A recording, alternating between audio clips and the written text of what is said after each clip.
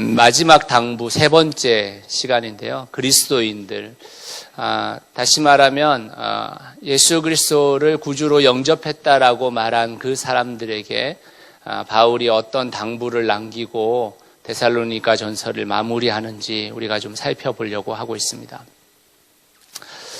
지난 금요일 10월 9일 날 제가 큰딸이 다니는 별무리 학교에서 진로의 날이라는 게 있어가지고 그 진로의 날이라는 것은 학부모들이 갖가지 다양한 직업을 갖고 있는데 학생들한테 그 직업을 소개하고 그 직업을 갖기 위해서는 뭘 준비해야 되고 뭐 이런 것들을 이야기하는 시간들이에요. 저도 초대를 받아서 가서 학생들을 만났는데 저는 제 딸이 고등학생이라서 당연히 고등학교에서 강의하는 줄 알았어요. 근데 강의하기 하루 전에 중등부에서 강의하라고 해가지고 좀 멘붕이 왔었습니다. 고등학생들을 대상으로는 좀 뭔가 얘기할 수 있을 것 같은데 중등부 아이들 괜찮을까 이런 고민을 많이 했는데 의외로 아무도 안 졸더라고요. 너무 좋았어요. 아이들이 수준이 굉장히 높더라고요. 그래서 되게 기분이 좋았는데 제가 그 시간에 36명의 아이들이 이제 두 부로 나눠져서 1시간씩 강의를 했는데 아이들한테 물어봤어요. 여기에 목사가 되고 싶어서 왔냐? 왜냐면 진로의 날이니까 자기가 선택하는 직업을 가지고 온 거냐? 아니면은 선생님들의 강요에 의해서 왔냐? 내가 물어보니까 선생님들의 강요는 아니고 꼭 목사가 되고자 원하는 것도 아니지만 자기들이 선택을 한다고 그러더라고요. 그래서 여러 가지 진로의 날 가운데서, 이제 진로 가운데서. 그래서 와 있는데 제가 그래서 한 번이라도 목사를 꿈꿔본 사람이 있냐고 물어보니까 36명 중에 9명이나 손을 들더라고요. 그래서 이 시대, 이 목사가 이렇게 욕을 먹는 시대에도 목사가 되고자 하는 사람이 있구나 이런 생각이 좀 들었는데요. 제가 강의를 하면서 목사는 어떤 사람이 되어야 하는가라는 것을 좀 이야기하는 시간들이 있었는데 제가 가장 많이 시간을 할애한 것은 누가 목사가 돼야 되느냐, 진짜 그리스도인이 목사가 돼야 된다. 이게 제가 갖고 있었던 제일 중요한 강의의 포인트였습니다. 저는 목사의 자격 요건 중에 가장 첫 번째 요건이 진짜 그리스도인이 목사가 돼야 된다 이렇게 생각을 하고 있어요. 진짜 그리스도인이 그럼 목사가 되지 뭐 가짜 그리스도인이 목사가 되나 이런 생각을 가질 수 있잖아요, 사람들이. 그래서 제가 진짜 그리스도인이라는 것이 무엇인지에 대한 좀 설명을 우리 학생들한테도 했는데 여기서도 좀 설명을 한번 드려보겠습니다. 우리가 보통 그리스도인이라고 이야기하면요, 이런 생각을 딱 갖잖아요. 예수 그리스도를 나의 구주로 영접하고 예수 그리스도가 나를 위해서 십자가에 달려 죽으심을 믿음으로 말미암아 내 죄사함을 얻고 그리고 예수 그리스도를 따라 살아가는 사람, 그 사람을 뭐라고 얘기하냐면 그리스도인이라고 이야기를 하죠. 우리도 아마 대부분 저하고 좀 비슷한 생각으로 그리스도인이라고 생각하실 거예요. 근데 이 그리스도인이 되는 데 있어서 제일 중요한 문제가 무엇이냐면 죄가 해결되는 거잖아요. 죄가. 그러면 이 죄가 해결된다라는 것이 무엇인지 좀 생각해 볼 필요가 있는데 그것은 창세기로 넘어가야 돼요. 다시 말하면 죄가 인간에게 들어왔었을 때 인간이라는 존재가 무엇이 도대체 바뀌었는지 그것을 생각하고 내 죄가 해결되면 다시 그 죄가 없었던 시절로 돌아가서 회복돼야지 그리스도인이 되는 거잖아요. 그런 면에 있어서 저는 관계 문제가 굉장히 중요하다고 생각하는 겁니다. 여러분들도 아마 들어보셨을 거예요. 죄가 인간에게 들어오면서 4가지 관계가 깨지는 거거든요. 창세기에 보면 아담과 하와가 죄를 지었었을 때 첫 번째 관계가 깨진 게 누구예요? 하나님과 관계가 깨지잖아요. 하나님과 관계. 그러니까 다시 말하자면 진짜 그리스도인은 하나님과의 관계가 회복된 사람인 거예요. 두 번째 관계는 누구하고의 관계가 깨집니까? 누구하고 관계가 깨지죠? 하와의 관계가 깨지죠. 하와를 이렇게 얘기하잖아요. 하나님, 당신이 만든 저 여인 때문에 내가 죄를 지었어요. 이렇게 얘기하잖아요. 관계가 깨지겠죠. 그러니까 이것은 이웃과의 관계가 회복돼야지만 죄 문제가 해결되는 거거든요. 그러니까 이웃과의 관계가 해결되지 않았는데 내가 그리스도인이다? 그렇지 않다라는 겁니다. 이웃과의 관계가 회복돼야 되는 거죠.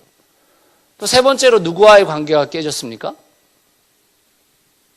네, 나와의 관계가 깨진 거예요. 아담이 어떻게 얘기합니까? 벌거벗어서 부끄러움을 느끼잖아요. 자기 자신을 부끄러워하게 되는 거거든요. 그러니까 다시 말하면 죄 문제가 해결되어지면 나 자신을 부끄러워하지 않는 나와의 관계가 회복되어지는 거거든요.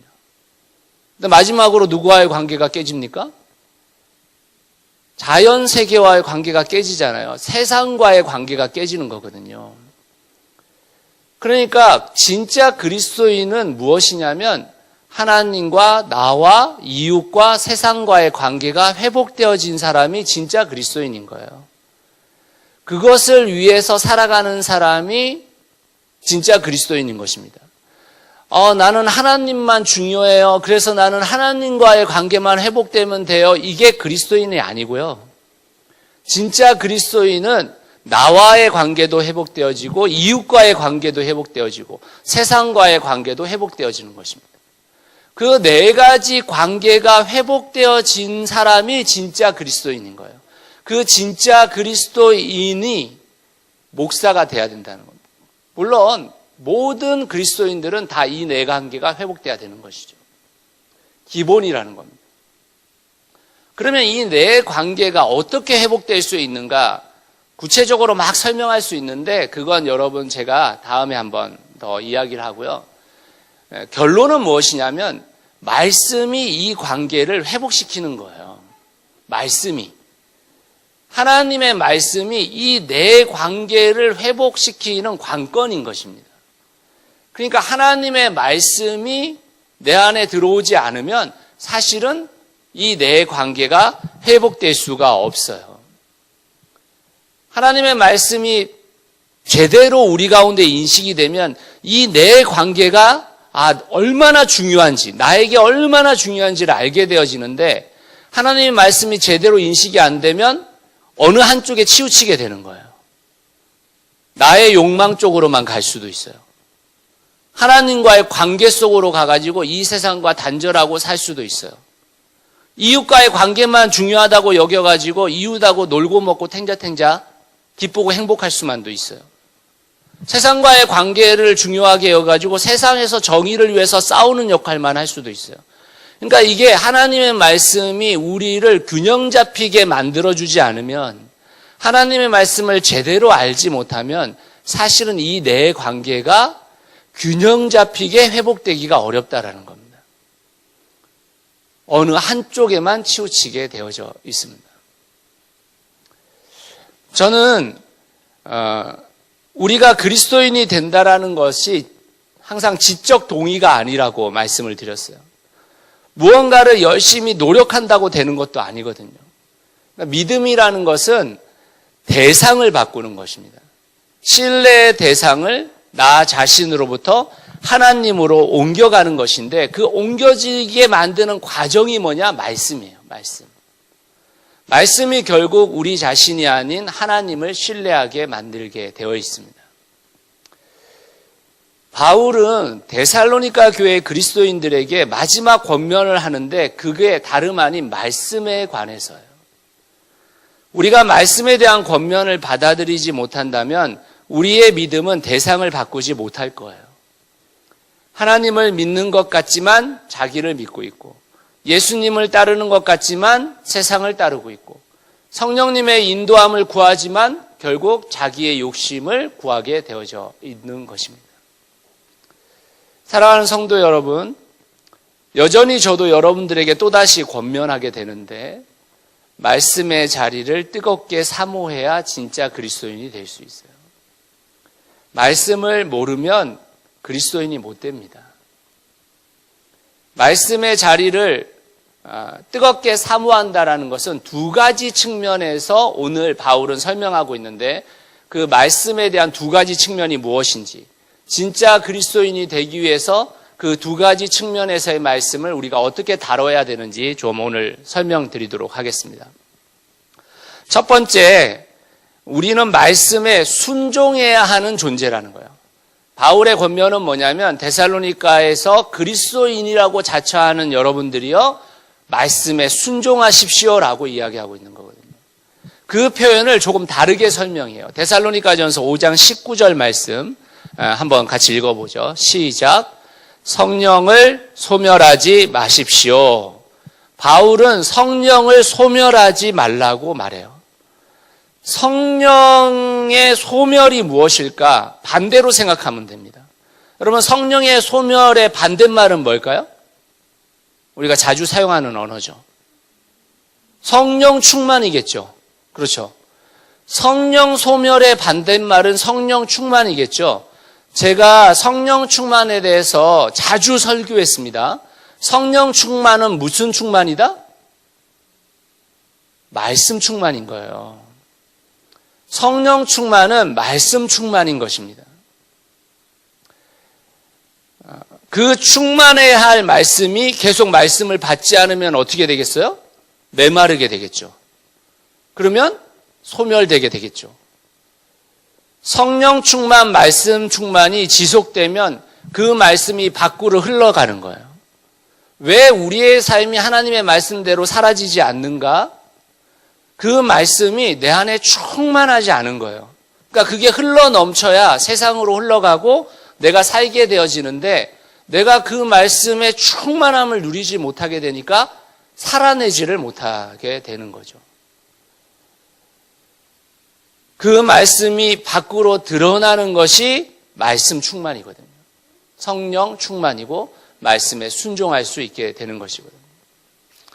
코로나19 상황에서 더욱더 우리는 말씀이 충만해야 하는데, 많은 사람들이 말씀을 등한시하면서 살아요. 그것이 별로 내 삶에서 중요한 요소가 아니라고 생각해요. 말씀을 묵상하지 않아도, 말씀을 배우지 않아도, 말씀과 멀리 살아도 괜찮은 것 같은 삶이 사라지죠. 충분히 그렇게 사라져요. 왜냐하면 우리는 이미 말씀 없이 살았던 삶이 있거든요. 그러니까 그 삶이 지속돼도 큰 문제가 느껴지지 않는 겁니다. 사실은 말씀 충만해서 살아본 사람이 말씀이 소멸되어진 삶도 느낄 수 있는 건데, 말씀이 충만해져서 살아본 적이 없는 사람은 말씀이 소멸되나 말씀이 메말라지나 느끼지 못하는 것입니다. 결국 말씀 곁에 끊임없이 존재하지 않는 한 우리 안에 성령은 소멸되게 되어져 있습니다. 또 바울은 말씀의 순종을 강조할 때 두 번째 언어를 사용해요. 같이 한번 읽어봅시다. 시작. 예언을 멸시하지 마십시오. 여기서 예언이라는 것은 이 예자가 미래 예자가 아닙니다. 맡길 예자예요. 맡길 예자. 성경에 나오고 있는 예언이라는 단어는 90% 이상이 다 맡길 예자예요. 다시 말하면 하나님이 나한테 맡겨주신 말씀을 다른 사람에게 전달하는 것을 예언이라고 표현해요. 예언. 그러니까 다시 지금의 상황으로 보자면 뭐가 예언인가? 설교. 하나님이 맡겨주신 말씀을 전달하는 설교. 하나님의 말씀을 맡겨주신 것을 공부로 가르치는 성경 공부, 이런 게 예언인 거예요. 예언. 미래 점을 치는 게 예언이 아닙니다. 그 예언을 멸시하지 말라는 거예요. 여러분, 예언을 멸시한다라는 표현이 무엇일까요? 멸시한다는 표현이 뭐겠습니까? 듣고 그냥 흘려보내는 거예요. 그 말씀을 들었음에도 불구하고 그 말씀을 살아내는 것이 아니라 그 말씀을 그냥 흘러보내버리는 것입니다. 현대사회는 말씀을 정말 많이 들을 수 있는 미디어들이 많죠. 사실 말씀을 많이 듣고 있는 사람이 많지도 않아요. 말씀을 듣는다라는 개념을 대부분 어떤 생각을 갖고 있는 거냐면 집안에서 극동방송 틀어놓는 거? 뭐 예를 들면 차 타고 가면서 극동방송 틀고 있는 거? 이런 걸 말씀 듣는 거라고 자꾸 착각하시는 거예요. 그렇지 않습니다, 여러분. 말씀은 집중해서 들어야 돼요.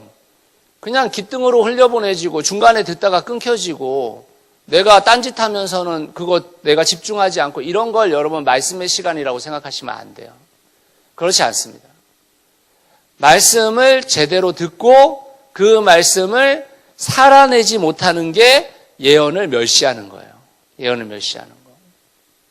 그러니까 다시 말하면 말씀에 순종하지 않는 것이 내 자아가 꿈쩍도 하지 않고 계속해서 믿음의 대상이 하나님이 아니라 나 자신일 때 그것이 예언을 멸시하는 것이라고 표현하고 있는 것입니다. 오늘 이 성령을 소멸하지 말라, 또 예언을 멸시하지 말라, 이 표현은 말씀의 영역에서 말씀에 순종해야 하는 것을 말하고 있는 거예요. 말씀에 순종하면서 살아라. 말씀을 통해 믿음의 대상을 바꿔라. 말씀을 통해 너 자신의 욕망에서 빠져나와라 라고 말하고 있는 거예요. 그게 진짜 그리스도인인 것입니다. 두 번째로 말씀의 두 번째 측면은 말씀을 분별하라라는 말씀인 거예요.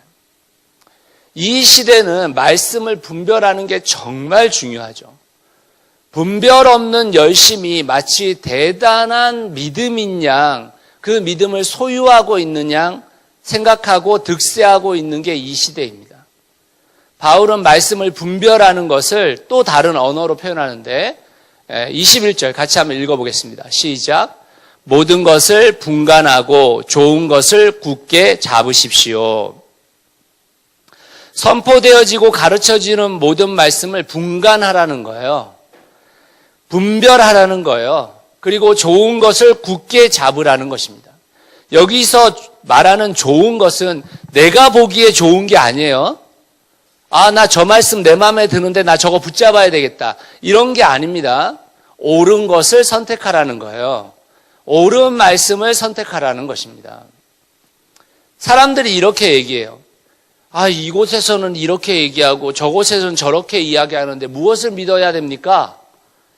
도대체 무엇이 옳고 그른지 혼란스럽다고 말합니다. 왜 그럴까요, 여러분?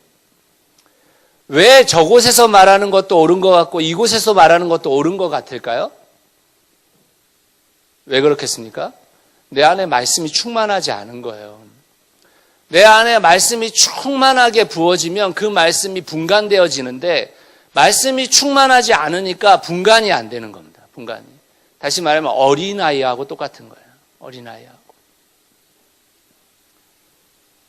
어린아이는 그것이 독인지 아닌지 분별을 못하는 거예요. 자신의 인생에 도움이 되는 것인지 아니면 자신의 인생을 망치는 일인지 구분하지 못하는 것입니다. 그래서 어른들이 자녀들을 훈육하잖아요. 마찬가지인 거예요. 믿음이 자라지 않는 사람은 배우고 훈련받아야 되는 것입니다. 우리 모두는 주님 앞에 서기 전까지 배우고 훈련받아야 돼요. 배우고 훈련받아야 서론에서 얘기한 그 네 가지 관계가 균형 잡히게 회복이 되는데 이게 균형 잡히지가 않거든요.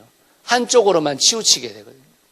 그러면 나머지 것에서 어떤 일이 벌어지는 겁니까? 아, 그것을 추구하는 사람이 이상해 보이는 거예요. 말씀을 분별하고 하나님께서 주시는 옳은 말씀을 취해야 된다라고 이야기하죠. 바울이 또 말씀을 분별하는 것에 대해서 또 다른 언어를 사용합니다. 5장 22절 같이 한번 읽어볼까요? 시작. 갖가지 모양의 악을 멀리 하십시오. 말씀을 분별하고 옳은 것을 취해야 되는 반면에 작은 악이라도 가까이 하지 말라는 거예요. 멀리 하라는 것입니다. 옳은 것을 취한다고 하는 것은 내 안에 악을 버려야 가능한 것이거든요. 여러분, 내 안에 욕심이 가득 채워진 상태인데 옳은 것을 취한들 소용이 있겠습니까? 내 안에 옳은 것과 악한 것이 공존할 때 그 악한 것을 버려나가야 옳은 것이 내 삶으로 사라지겠죠. 말씀의 분별은 옳은 것과 악한 것을 구분하는 것이고 말씀의 분별은 구분한 옳은 것을 취해야 가능한 것입니다. 분별은 판단으로 끝나지 않아요. 선한 것을 취함으로 인해 선한 것이 내 안에 흘러넘치게 되는 것입니다. 사랑하는 여러분, 바울이 왜 데살로니가 교회에 그 교회가 정말 훌륭한 교회였음에도 불구하고 그 마지막 당부가 말씀이었을까를 생각해 보셔야 돼요. 왜 말씀이었을까? 데살로니가 교회는 바울이 보기에 굉장히 정말 열심을 가지고 정말 최선을 다해서 하나님을 높여드리고 찬양하고 있는 교회였잖아요. 제가 데살로니가 설교를 시작할 때 말씀드렸지만 성경에 나오고 있는 어떤 교회보다 가장 칭찬을 많이 들은 교회가 데살로니가 교회입니다. 그런데 왜 바울이 그 마지막 권면을 말씀에 관한 것을 했을까 생각해 보십시오. 우리의 모든 삶의 여정 가운데 말씀이 끝까지 따라가기 때문인 거예요. 그 말씀을 붙들지 않고 그 말씀을 사모하지 않는 한 진짜 그리스도인으로 살아가기가 너무 힘들어지기 때문인 거예요.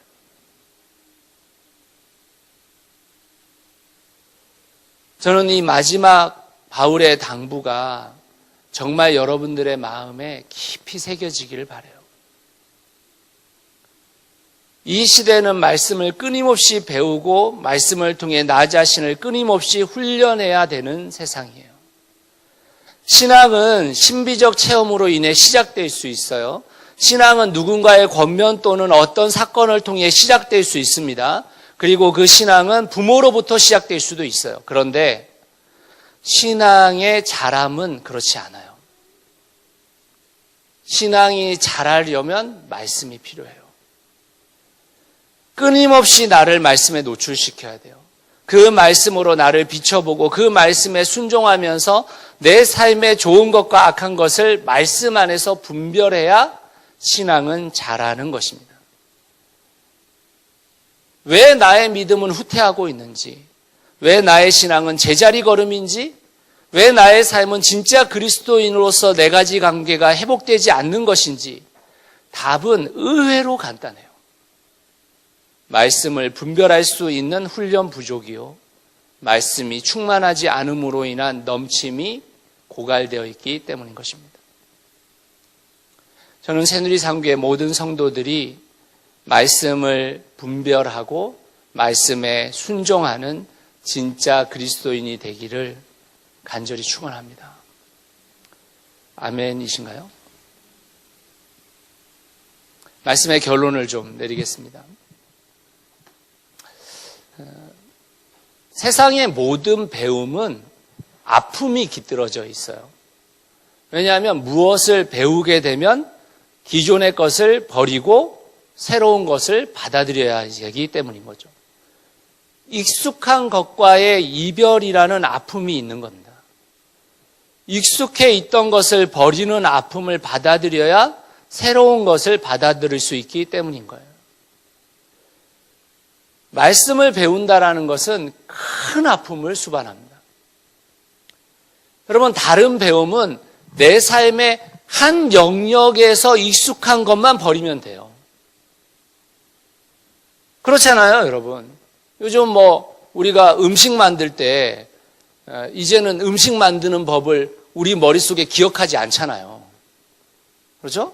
뭐 만들려고 하면 인터넷 쳐서 인터넷에서 백종원 씨가 했던 그거 쫙 따라해가지고 그러면 되는 거잖아요. 근데 사실은 이 음식 만드는데 백종원 씨의 방법을 받아들인다고 해가지고 내가 예전에 썼던 그 방법을 버린다고 해서 별로 아프지 않아요. 뭐 아플 일이 있습니까? 더 맛있는데 좋지. 근데 여러분, 우리의 삶에 습관화되어져 있는 삶의 영역에 송두리째 이것을 내어놓는다는 것은 굉장히 아픈 일이죠. 하나님의 말씀이라는 게 그런 거예요. 우리의 모든 삶의 영역을 송곳으로 찌르시거든요. 우리의 모든 삶의 영역에서 내가 하고 있는 그 행동을 하나님은 계속해서 되묻고 계시거든요. 그러니까 힘든 겁니다. 여러분, 2000년 교회 역사를 한번 생각해 보세요. 단 한 번도 내부 개혁이 이루어진 적이 없어요. 2000년 교회 역사에서. 우리는 내부를 개혁할 수 있다고 생각하지만 사실은 그런 일이 벌어지지 않았어요. 초대교회를 생각해 보세요. 초대교회는 처음부터 유대교회에서 나오려고 한 게 아니에요. 유대교가 가지고 있는 형식적인 신앙과 잘못된 메시아에 대한 환상을 변화시키고 싶어 했습니다. 그래서 실제로 초대교회는 70년 가까이 유대교와 함께 공존하기 위해서 애썼어요. 그런데 유대교를 떠나 나왔잖아요. 왜 나왔습니까? 내부 개혁이 이루어지지 않는 거예요. 내부 개혁이. 그 공고한 그들의 신앙의 그 관념이 깨트려지지가 않았던 겁니다. 여러분, 이 초대교회가 중세시대까지 카톨릭으로 함께 왔던 거 아닙니까? 종교개혁을 생각해 보세요. 여러분, 종교개혁의 선두주자들은 다 카톨릭의 사제들이었죠. 그 사람들은 카톨릭의 내부를 개혁하고 싶었던 거예요. 그런데 결국엔 카톨릭의 내부를 개혁할 수가 없었잖아요. 그래서 프로테스탄트가 되어서 나왔잖아요. 그렇죠? 왜 그랬을까요? 내부 개혁이 너무 힘든 상황인 거예요. 안 이루어지는 거예요. 저는 지금의 기독교도 마찬가지라고 생각해요. 교회 개혁을 아무리 외쳐도요, 제도권 아래 교회들의 형태를 고집하면서 내부 개혁을 아무리 시도해봤자 그 내부 개혁은 이루어지지 않을 겁니다. 점점 더 타락해져 갈 거예요. 새 포도주는 새 부대에 담아야 되는 거죠. 새 포도주를 헌 부대에 담아서는 안 되겠죠. 지금 우리가 이 개혁 또는 우리가 어떤 교회, 바른 교회를 향해서 나아갈 때 왜 자꾸 불편하냐면 마음이 새 포도주를 헌 부대에 담으려고 하기 때문에 그런 거예요. 때로는 헌 포도주를 새 부대에 담고 싶기 때문인 거예요. 그러니까 불편한 거예요. 엄청 불편하거든요. 교회의 개혁적인 이야기들, 내 삶의 개혁적인 방향들, 이걸 고쳐나가는 게 왜 힘드냐면 이미 내 안에 있는 헌부대가 있는 거예요. 근데 거기에 새 포도주를 담으려고 해요. 힘들어요. 헌 포도주는 헌부대에 담겨야 돼요. 그래야 편해. 마음이 편한 거예요. 새 포도주가 새 부대에 담겨지지 않으니까 너무 마음이 자꾸 불편한 거예요.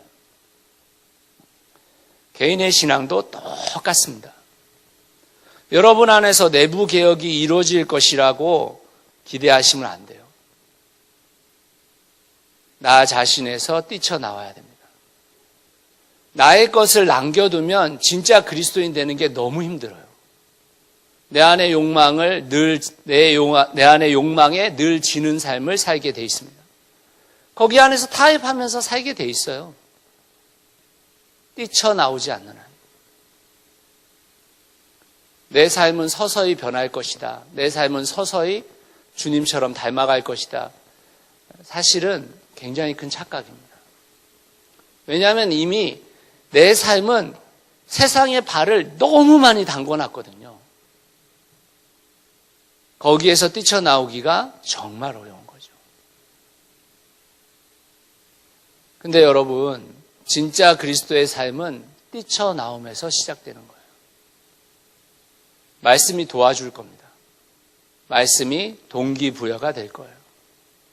거기서부터 비로소 자람, 그로잉이 시작되는 거예요. 신앙이 자라간다라는 것을 알게 되어지는 겁니다. 우리의 신앙이 자라지 않는 이유는 내 신앙이 굳어져 있기 때문인 거예요. 왜 우리가 그렇게 열심히 신앙생활을 하는 것 같은데 다른 사람들의 상황에 있어서 그 상황을 받아들이기가 쉽지 않은가? 뛰쳐나오지 않기 때문입니다. 자기 안에서 뛰쳐나오는 건 정말 아플 겁니다. 내가 이룩해 놓은 무엇인가를 버리는 일이 얼마나 아프겠어요? 내가 앞으로 꿈꾸고 있는 욕심들도 내려놓는 게 얼마나 많이 아프겠어요? 그런데 거기에 참 소망이 있고 참 신앙이 있습니다. 살아가면서 여러 형태의 힘듦이 있는데 그 힘듦 중에 하나가 익숙한 것을 버리는 힘듦입니다. 익숙한 것과의 결별이 우리를 살려요. 그 아픔이 통해서 배우고 그 배움을 통해 성장하고 성숙하는 것입니다. 익숙한 것과의 결별은 말씀이 채워질 때 가능해요. 내 안의 모든 것이 말씀으로 가득 채워질 때. 처음에는 가능하지 않아 보이죠. 그리고 처음에는 싫다는 생각이 들어요. 그리고 포기하고 싶은 마음이 듭니다. 그러나 사랑하는 성도 여러분, 포기하지 마세요. 그 말씀을 받아들이는 삶을 포기하지 마십시오. 그 안에 참된 안식이 있고 그 안에 참된 기쁨이 있습니다. 그 말씀을 받아들이세요. 그 말씀을 끊임없이 받아들이십시오. 그리고 내 안에 그 말씀이 가득 채워진 풍요로움을 경험하시기를 바랍니다. 사랑하는 성도 여러분, 주님 안에서 익숙한 것과 결별하십시오. 주님 안에서 자라나십시오. 주님 안에서 새로운 꿈을 꾸십시오. 말씀이 여러분들을 인도할 겁니다. 그 말씀과 함께 하게 되면 이 바울의 마지막 당부가 여러분들의 삶에 참된 안식과 기쁨을 가져다 줄 겁니다. 데살로니가 전서 16번의 설교를 마치면서 사랑하는 성도 여러분, 데살로니가 같은 교회가 우리의 교회가 되기를 간절히 소원합니다. 새누리 3교회가 데살로니가 교회처럼 정말 하나님의 일에 최선을 다해서, 아니 그 최선이라는 것보다 더하게 하나님의 일에 뛰어들었던 이 데살로니가 교회처럼 새누리 3교회가 하나님 앞에서 귀한 교회로 발돋움하기를 예수 그리스도의 이름으로 축원합니다. 같이 기도하겠습니다.